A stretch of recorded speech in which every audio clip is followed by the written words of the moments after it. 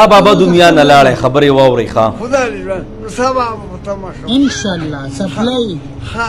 یا ته پکول او کپڑے دا هر څه دراله یا ته الله به خبره دا صادر بدنم والا تور صادر تور څنګه په یو شرط مننه چې ته ګرځای دا ته ګرځای نه ها الله دې خبره هرشم د خپل دین اسلام د ټول نه مخکې خدا بابا تاسو پیژنې کنه د دیر سیډون سره تعلق ساتي غالبا او ډېر خبرې اترې مشهور دي د ټول نه مخکې بابا الله دې هغه سخت سفر آسان کا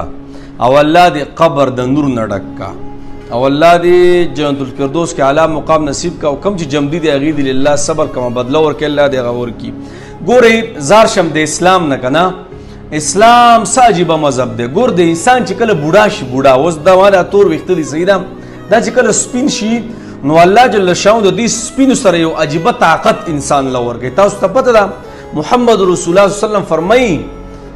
و سپینه ګیره نور دی نور الله اکبر کبیره او هغه تور سره چې خپل تور سر په اسلام کې سپین کی یعنی بوډۍ موږ په پښتو کې چوته وای بوډۍ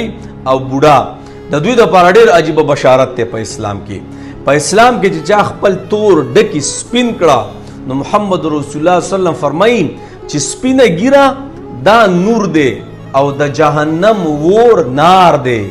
نور او نار دا یو ځای کېدی نشي الله الله الله بیا نبی علیه الصلاة والسلام فرمایي په قیامت کې به د سپینګیرو سره یو نوري نور چې دا به د هیڅ چا سره نه الله دا د سپینګیرو او د سپین سرو چې په اسلام کې خپل تور ویښته سپین کی اګو ښځه د کو سړی دی او د اسلام حالت کې دنیا نه لاړ شي نو د دې ډېر عجیبه بشارت دی ښا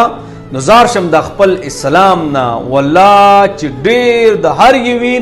هر یوې طبقې له هر یو د زندګۍ سټایل یو مقام ورکړي ګوره چې ماشومي کو عبادت کې نو عبادت ټوله درجه دی د مور او د پلار په حق کې لیکل کېږي صحیح ده در جوانی توبه کردا شیوه پیغمبري د ځواني یو نشده باندې رااله او زور ته میلاو شو روب او دبدبه درته میلاو شو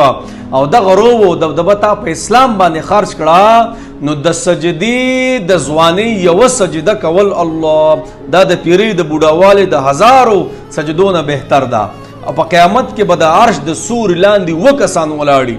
یو پکې هغه نوجوان چې خپل ټول ځواني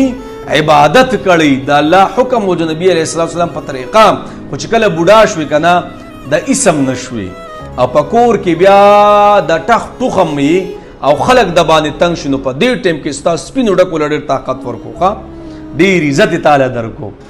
ځکه نبی علیه الصلاه والسلام فرمایي خوشخبری د هغه خلکو د پاره چې په اسلام کې خپل تور ډک سپین کی الله الله الله الله جناب زار شم د اسلام نه هغه کسان ته هم چې دا ګيري سپینی کنه او رنگونه ورکي واوړې ته قلار شي مړه بس کې ځواني د 13 شو پرې د خپل ډکی خپل طاقت او قوت تا دا سپین ډکی د یو طاقت او یو قوت دی ډېر لوی خلیفہ غالبا د عمر سے په بارک دار ازیا بل یو لوی جلیل قدر خلیفہ دی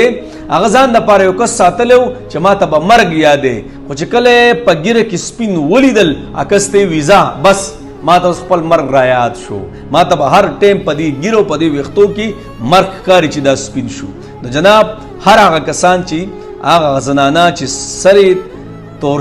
تور ویخته سپین شوی یا هغه سړی چې